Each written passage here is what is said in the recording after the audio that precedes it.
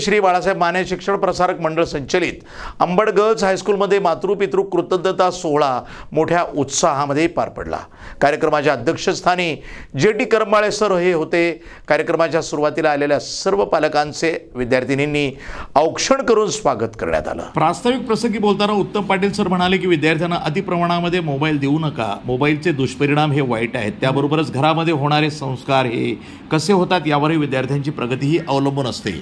अनेक मार्गाने मुलं यशस्वी होतात, त्यांच्या मनावर दडपण आणू नये, त्याला अभ्यास करताना मोकळीक द्या। त्याबरोबरच विद्यार्थ्याचे आत्महत्या करण्याचे प्रमाणही वाढले, त्यामुळे त्याला मनाला लागेल असे शब्द वापरू नयेत।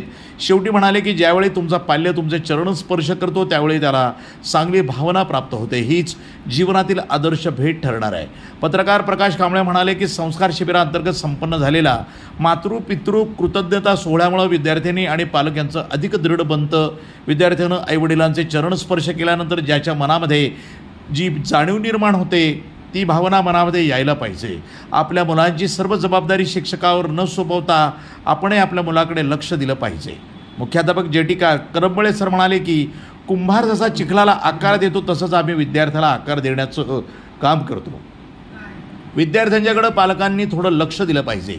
गुरुपौर्णिमेच्या निमित्तानं विद्यार्थ्यांचे पहिले गुरु आहेत आई वडील। आई माझ्या गुरु, आई कल्पतरू, सौख्याचा सागरू आई माझी, प्रीतीचे माहेर, अमृताची धार, मांगल्याचे सार आई माझी या कवितेतनं विद्यार्थ्यांना मंत्रमुग्ध केलं। यावेळी शिक्षक प्रताप पवार, पालक सौ शिवानी मोरे यांनी मनोगत व्यक्त केलं।